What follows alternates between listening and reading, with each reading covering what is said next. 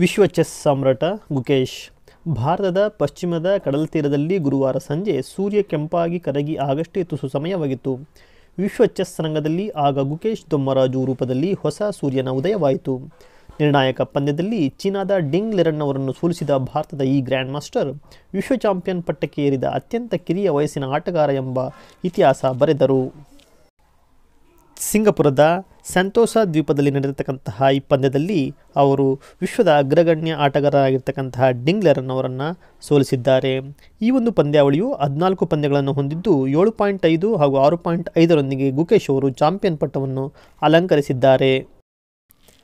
Chess ದಂತಕಥೆಯಾದ ರಷ್ಯಾದ Gary ಕಾಸ್ಪರೋವ್ ಅವರು 22ರ ಹರೆಯದಲ್ಲಿ 1985ರಲ್ಲಿ champion ಆಗಿ ಹೊರಹೊಮ್ಮಿದ್ದು ಇದುವರೆಗಿನ ದಾಖಲೆಯಾಗಿತ್ತು.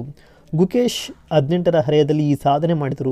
ವಿಜಯ್ ಎಂದು ಘೋಷಣೆ ಆಗುತ್ತಿದ್ದಂತೆಯೇ ಕುಳಿತ ಕುರ್ಚಿಯಿಂದ ಮೇಲೆದ್ದ ಈ ಹೊಸ ಚಾಂಪಿಯನ್ ಎರಡೂ ಕೈಗಳನ್ನು ಮೇಲೆತ್ತಿ ಸಂಭ್ರಮಿಸಿದರು. ಭಾವೋದ್ವೇಗಕ್ಕೆ ಒಳಗಾಗಿ ಹರ್ಷದ ಕಣ್ಣೀರು ಸುರಿಸಿದರು. ಪ್ರಶಸ್ತಿಯೊಂದಿಗೆ $13 ಲಕ್ಷ ಅಂದರೆ 11.04 ಕೋಟಿ ಬಹುಮಾನವನ್ನು ಅವರು ತಮ್ಮದಾಗಿಸಿಕೊಂಡರು.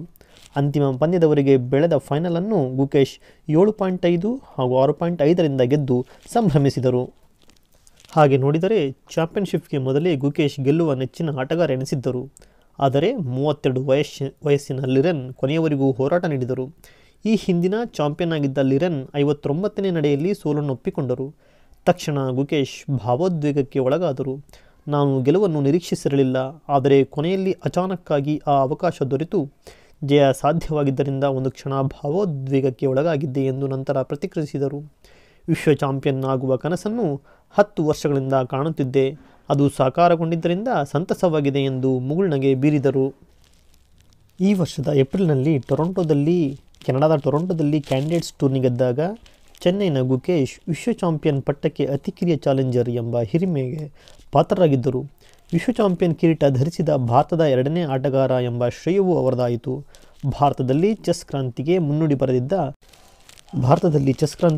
ಬರೆದಿದ್ದ ವಿಶ್ವನಾಥನ್ ಆನಂದ್ ಅವರು 1995 ಹಾಗೂ 2007ರಿಂದ 2013ರವರೆಗೆ 5 ಬಾರಿಯ ವಿಶ್ವ ಚಾಂಪಿಯನ್ ಆಗಿ ಗುರುವಾರದ ಶುಕ್ರವಾರ ಅಲ್ಪಾವಧಿಯ ಪಂದ್ಯಗಳ ಟ್ರೈ ಬ್ರೇಕರ್ ಆಡಬೇಕಾಗುತ್ತಿತ್ತು.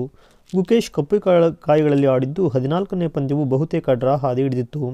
ಆದರೆ 50ನೇ ನಡೆಯಲ್ಲಿ ಚೀನಾದ ಆಟಗಾರ ರೂಕ್ ಆನೆಯನ್ನು F2 ನಡೆ ಇರಿಸಿದ್ದು ಗುಕೇಶ್ಗೆ ಅವಕಾಶ ಬಾಗಿಲನ್ನು ತೆರೆಯಿತು. ಇದನ್ನೇ ಬಂಡವಾಳ ಮಾಡಿಕೊಂಡು ರೂಕ್ ಎಕ್ಸ್ಚೇಂಜ್ ಮಾಡಿಕೊಂಡ ಗುಕೇಶ್ ಹೆಚ್ಚುವರಿ ಪಾನ್ ಸಹಾಯದಿಂದ ಗೆಲುವಿನ ಸ್ಥಿತಿಗೆ ಮುನ್ನಡೆದರು.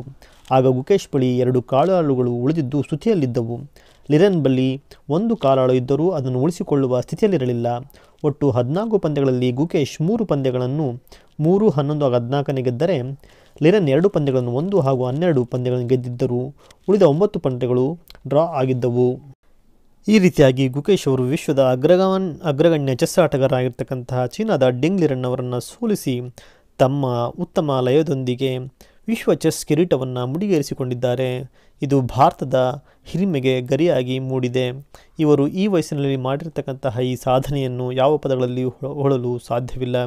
ಈ ಒಂದು ಹಂತಕ್ಕೆ ಏರಲು ಅದೆಷ್ಟು ತ್ಯಾಗಗಳನ್ನು ಬಲಿದಾನಗಳನ್ನು ಮಾಡಿರುತ್ತಾರೆಂದರೆ ಅವರ ಮಾತುಗಳಲ್ಲೇ ಕೇಳಬೇಕು.